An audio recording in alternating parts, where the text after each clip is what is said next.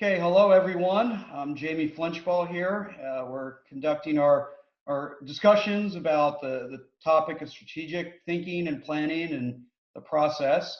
I have our guest here, Josh Ehrig, who besides sharing a barber with me, or at least a hairstyle, is a good friend and on the faculty at Lehigh University, working a lot with entrepreneurs.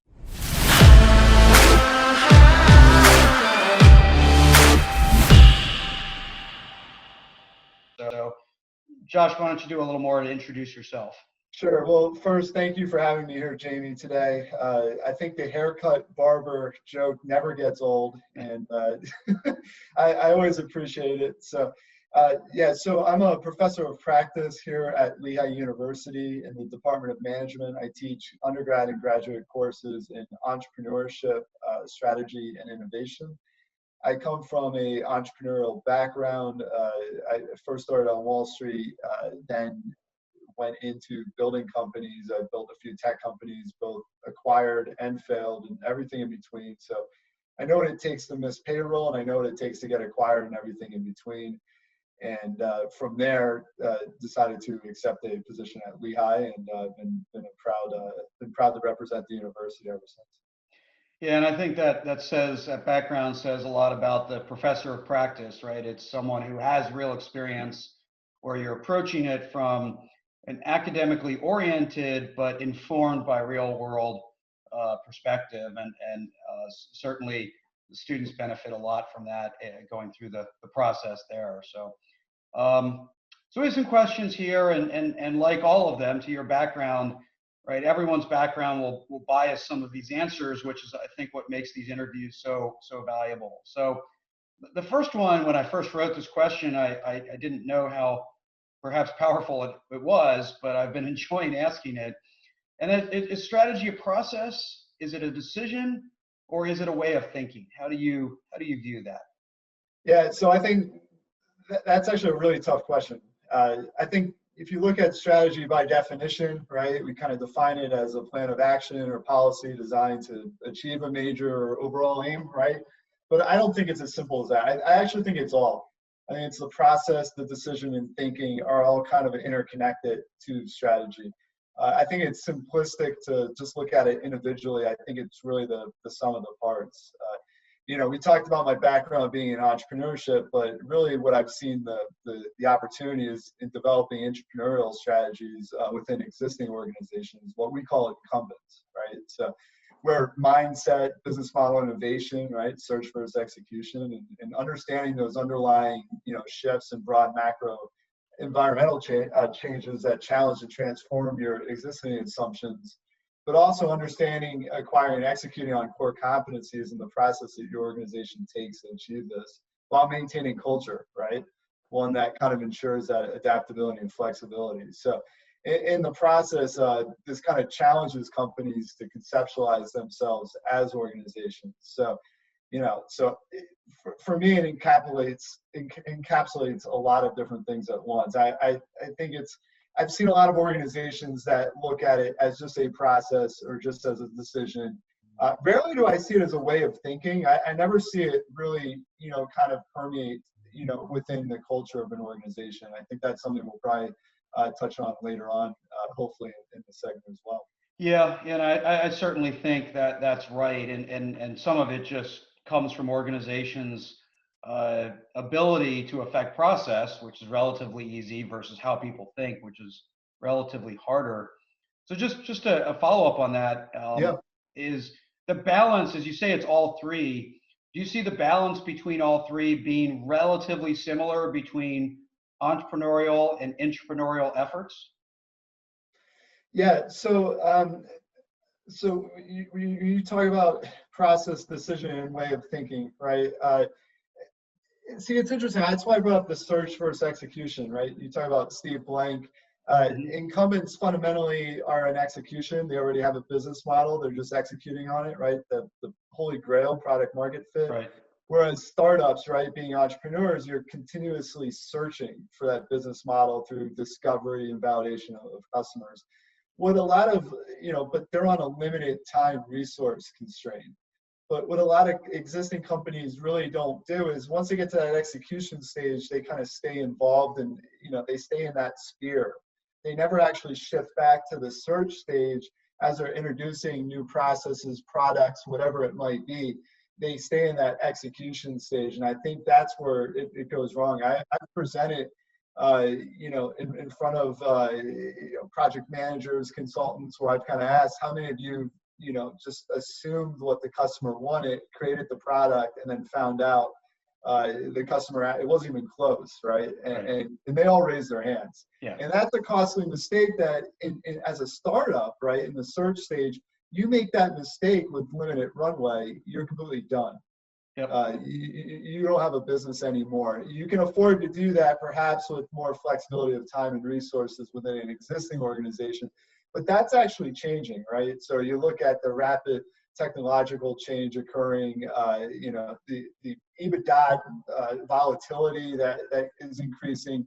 I think by 2027, I think 75%, I think it's 2026 actually, 75% of the S&P 500 will be displaced, right? So, and I think that acceleration is only continuing. So I think a lot of existing companies have to make that mindset shift, right? Almost that cultural shift in a sense, which is really, really hard to do, to go from that continuous operation of execution to search, right? And continue that process throughout. There needs to be that continuous feedback loop. I'm not sure existing organizations always do a great job of that.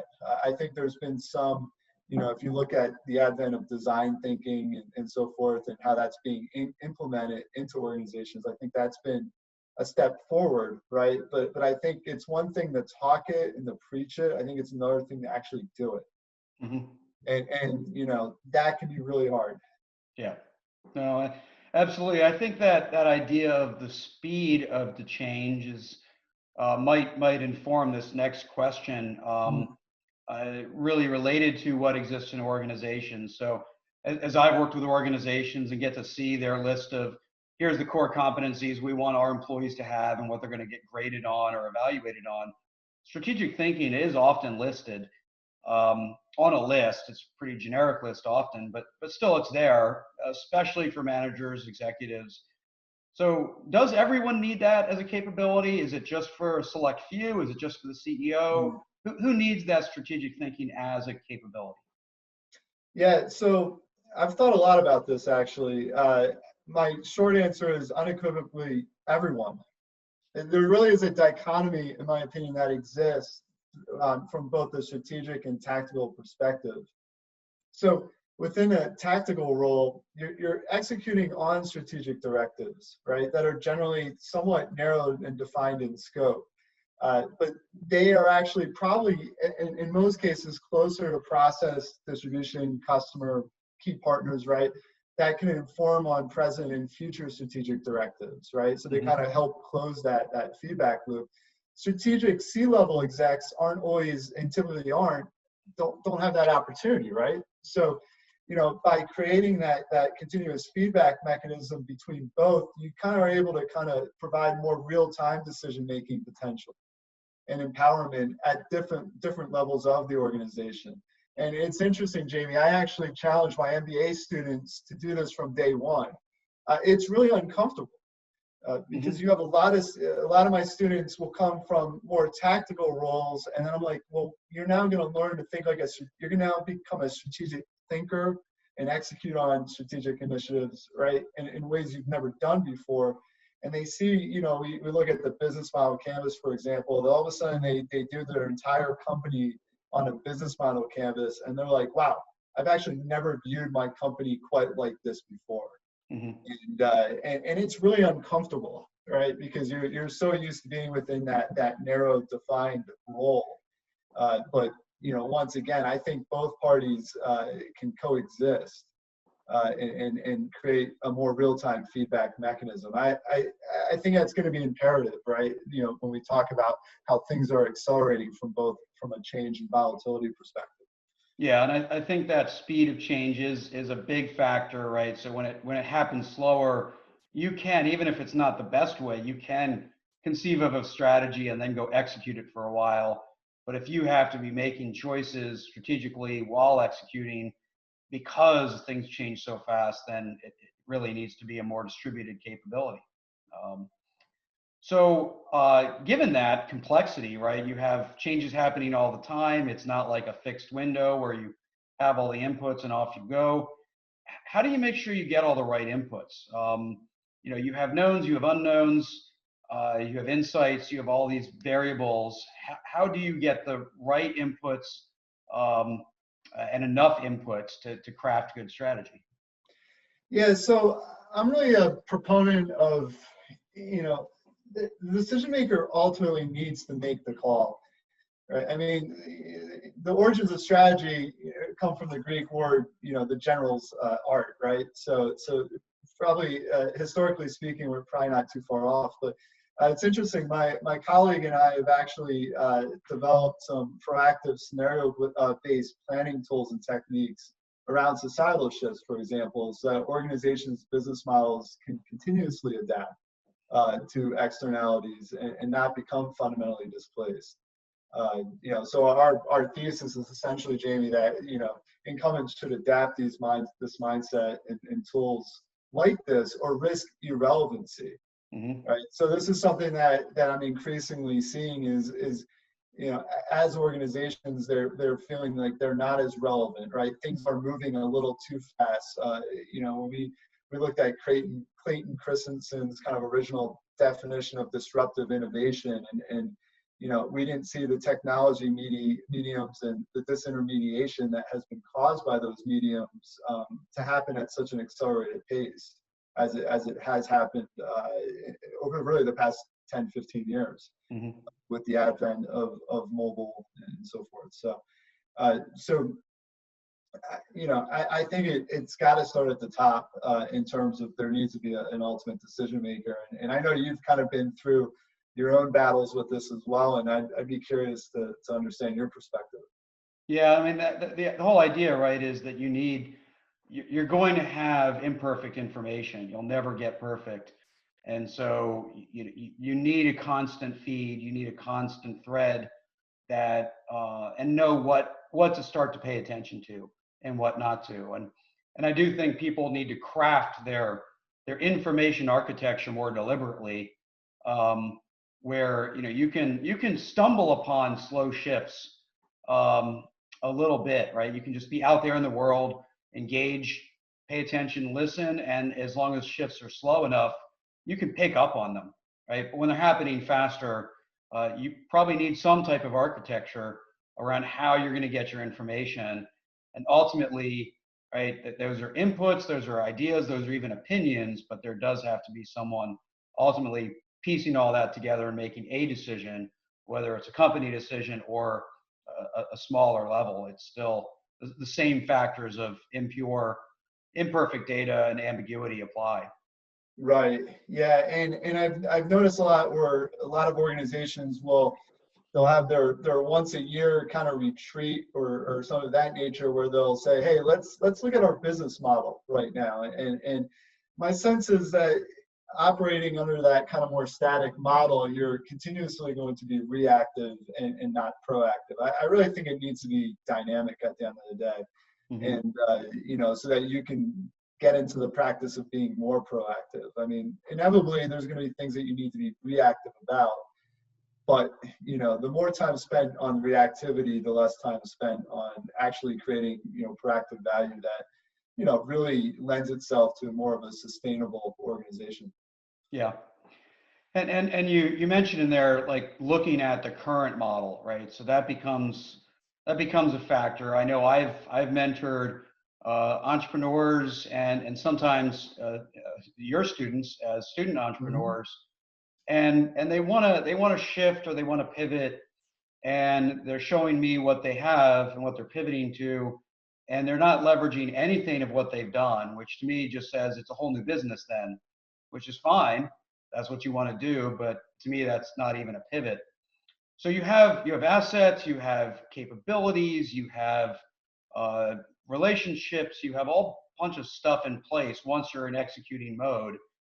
How much does that and should that influence your strategy Should you operate within parameters? Should you put it all aside? Should you look for leverage? How do you look for what you can do relative to where you are today? Yeah, so it's funny you asked that question. I've been honored to kind of witness you do that firsthand, right?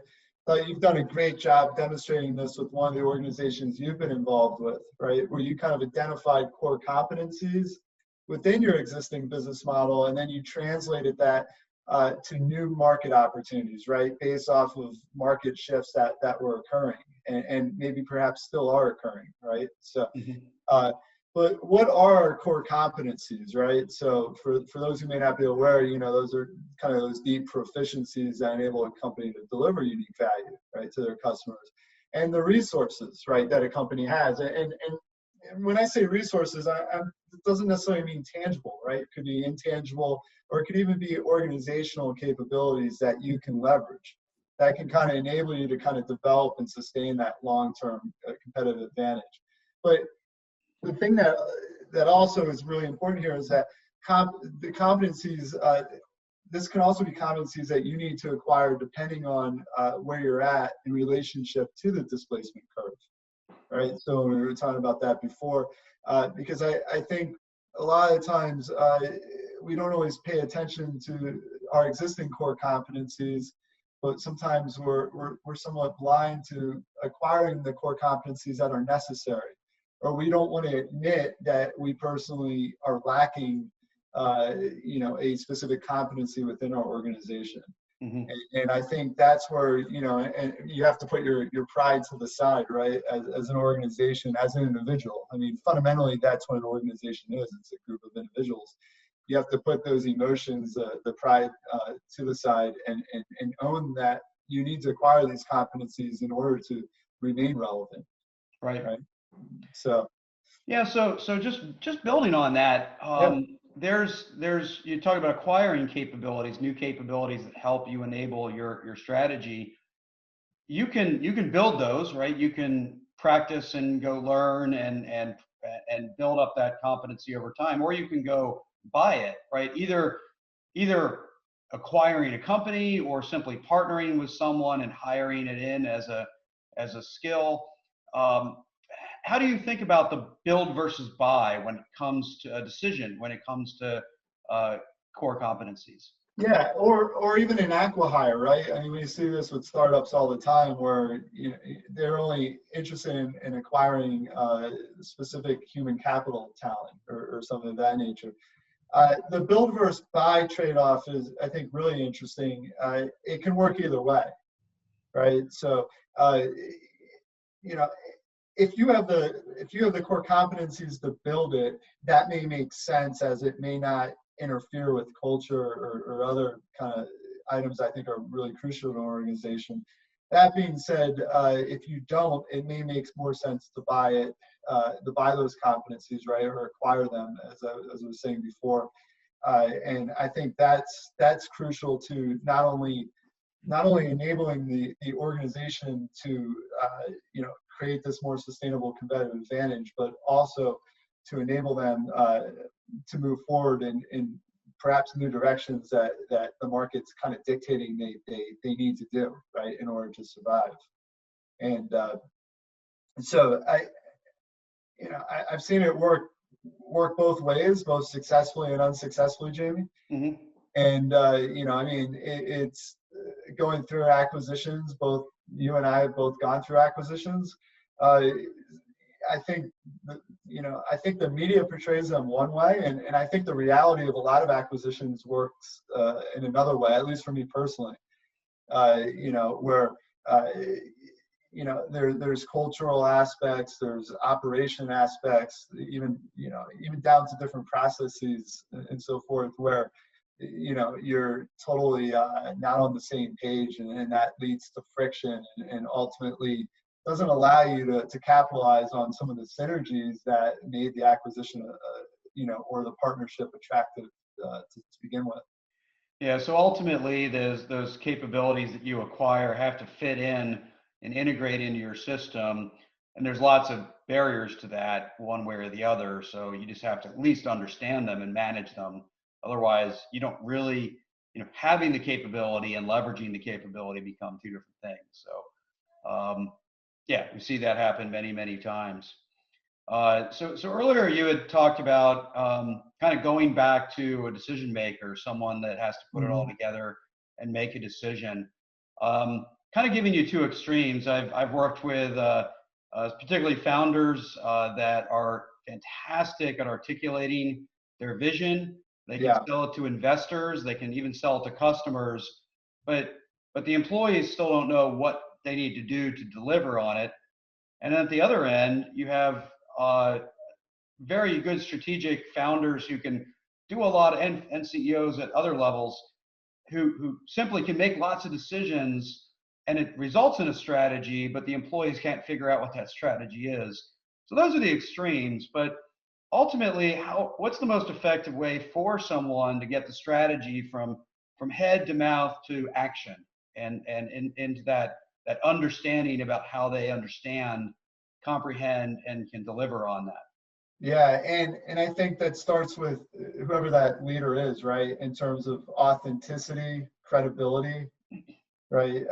Relevancy, for that matter. I know even as a professor of practice, Jamie, you've got to continue to stay relevant because I think students absolutely deserve real time, like this is what's happening out there, and not necessarily just theory, right? So I think the question's a little bit deeper, actually. I think you need to be cognizant of employee composition.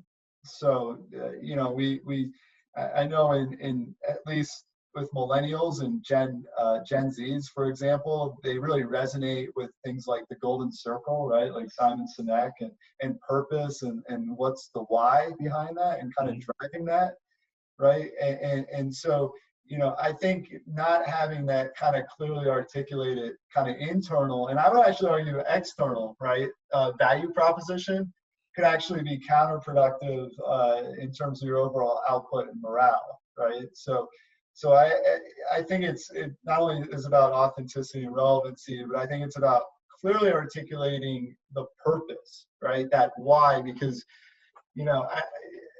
I think Sinek does a great job in the why, how, and what, but generally people communicate the what, but they don't resonate on another level on the why, on the purpose, and strategy is always grounded in some purpose, right? But you're just giving the what behind that. I mean, fundamentally, we're humans, and we're motivated, we're incentivized by things that are personal to us, right? And how do you kind of make that interconnection between the why, the purpose of the strategy, and the composition and needs and I don't want to say perhaps wants of your employees.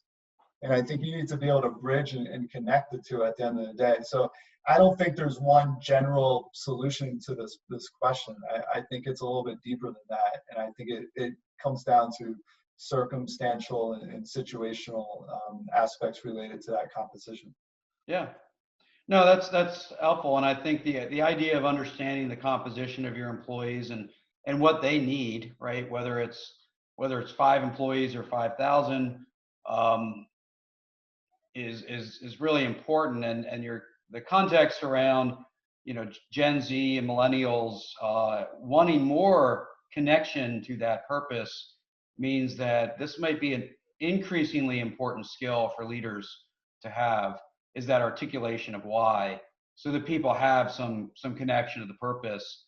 Otherwise, you might not just have the talent that you want to deliver on it. Yeah, and that comes, and empathy comes into play with that as well, right?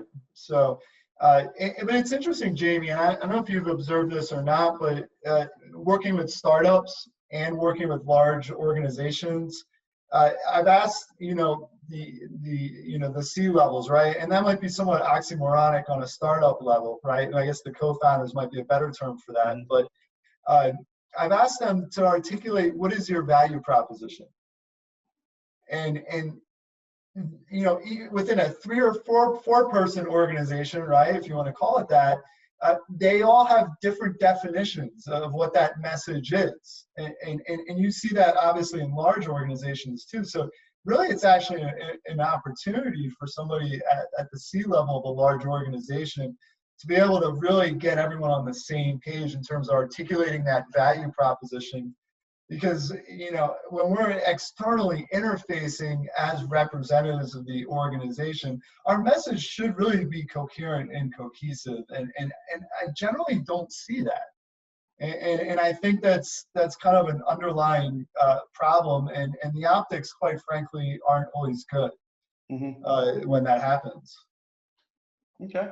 Yeah, I think those are some of the challenges, and you know, we don't, other than when we do teach entrepreneurship, and of course there's a debate about whether you can teach entrepreneurship. Yeah. But I think you can teach it. I certainly believe in that. I've invested my both time and money into that absolute belief. You can't make someone an entrepreneur, but you can teach some of those fundamentals that make them better at that. And those are some of those skills that I think entrepreneurs need to start learning before they jump into the waters, if Yeah. they at least have that opportunity. Well, it's funny you brought that up, Jamie, because I don't think either of us have ever taught entrepreneurship. Sure. I think we have both facilitated entrepreneurship, mindset, thinking, concepts, etc. There is no substitute for getting out there, learning, you know, feeling the pain. You know, we talk about concepts like customer discovery, you know, we talk about market sizing, competitors, etc. It's one thing to understand those concepts, but the real discomfort for students is when they have to actually go out there with whatever idea they have and actually learn those things and then come back knowing that they're about to fail in front of everyone else. And that's such an important skill set, right? I mean, we're fundamentally scared of being wrong, right? We're scared of being awkward and we're scared of being wrong. But, you know, if you're scared of being wrong, you know, as Peter Thiel kind of argues, then you're not fundamentally building a valuable company at the end of the day. And you know, because you really don't have a secret per se. You're not willing to put yourself out there in that sense. And Yep. and so I've kind of changed my thoughts of, you know, we're really not gatekeepers of scarce content. The content's out there, right? We're facilitators of the noise and what's good versus not, and helping students to kind of navigate through that noise and provide the most effective and efficient way to address these problems, right? I mean, when you and I first started, we didn't have these opportunities, these programs, these classes to accomplish this, right? The learning curve was quite steep and it was quite painful. And so by facilitating this in a kind of a safer environment for the students, right, where they don't have families and mortgages at risk, I think makes life a little bit easier for them while still kind of experiencing that pain, right, going through that emotional roller coaster. But from an entrepreneurial aspect with existing organizations, it's really uncomfortable. Mm-hmm. They're like, I don't need to know anything about being an entrepreneur. What does this even mean? And you know, because you're kind of stuck in that dogma of you know, well, what works, let's not fix it, right, or whatever it might be. But the reality is that having those skill sets and the mindset associated with what entrepreneurs go through, I think it will not only benefits them individually, but as an organization as a whole. Right. Well, and to your point around facilitation, you know, it's a lot of my listeners and readers know that I love soccer analogies. We like to say in soccer coaching that the game is the best teacher, right? Not the coach. Yeah. And so it's a similar thing where we might be the coach, but the game is the best teacher. So last question before I let you go is, do you have any tips or tricks or just guidance on how do you convert strategy to execution? Because ultimately only a demonstrated strategy is a real one. Right. So this kind of goes into a few different things, actually. I think it's, number one, is a real challenge for organizations in aggregate. We tend to be somewhat complex, right? We tend to want to empower, and we tend to create kind of accountability mechanisms, right? And the challenge is that you can be absolute in one, but if you are, you kind of create deficiencies in another, right? So the real question is, how do you align your incentives with executables in a way that balances the objectives and expectations of all in the internal and perhaps even the task environment, right? So, and stable leadership is really important in bridging those objectives and outcomes. Right. So, and that kind of leads into how you would actually even measure that. Right. We talk a lot about KPIs and, key performance indicators and so forth. But, what KPI, people just say, well, we want sales to go up by X, or, we want revenue per employee to go up by Y%.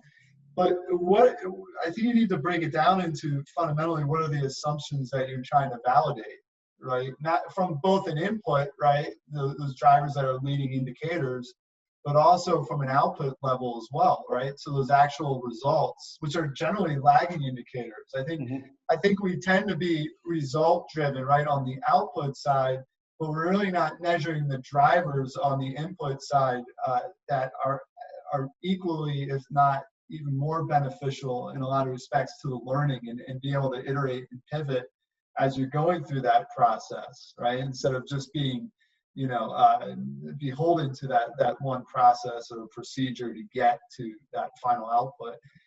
And I kind of view it both qualitative and quantitatively, right? We generally, well, my students definitely gravitate towards the qualitative, but in kind of when you're out there, you tend to gravitate towards the quantitative. I think there's benefit to both at the end of the day. And one of the things I recommend, Jamie, not only for startups, but also for existing companies is how do you phase this approach? Right? I think too many times organizations kind of permanently, it's like the strategy is etched in stone. This is what we're going with. This is what we promise stakeholders, right? But how do you do it in a way where you can phase it? Right, and have measurable KPIs from an input and output level within each phase, right? So you can actually iterate and pivot, kind of that lean, build, measure, learn model within each phase, instead of waiting till the end and kind of say, okay, well, what did we learn, Jamie? Well, we learned that we probably should have pivoted about 9 months ago and about $100 million, earlier. Right. And so because being agile is it's a buzzword, but it's important, right? And so if you can have almost like these micro phases with built-in KPIs within each phase, I think that kind of changes the equation. Now you might have these overall aggregate macro KPIs associated with that entire thing as well.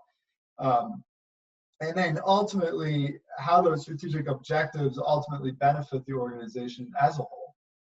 So those are kind of maybe my two macro points that I think C-levels, organizational leaders can benefit from.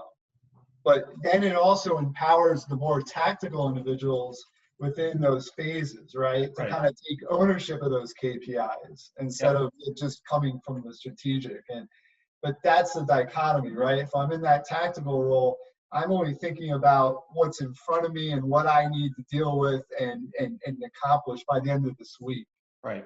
As compared to being in that driver's seat in the strategic role. I think there's a place for both where you can kind of merge both, where the tactical can be incorporated into that phased approach, right? And derive empowerment and accountability, whereas the strategic can own that, the whole aggregate of the three phases or whatever, the phases might be, and kind of drive that strategic objective. And I think when you can empower everyone from the organization, both strategically and tactically, in a way where you have that continuous feedback loop, right? I think everyone ends up benefiting, and you're a lot more proactive, or you're able to react a lot faster to this volatility.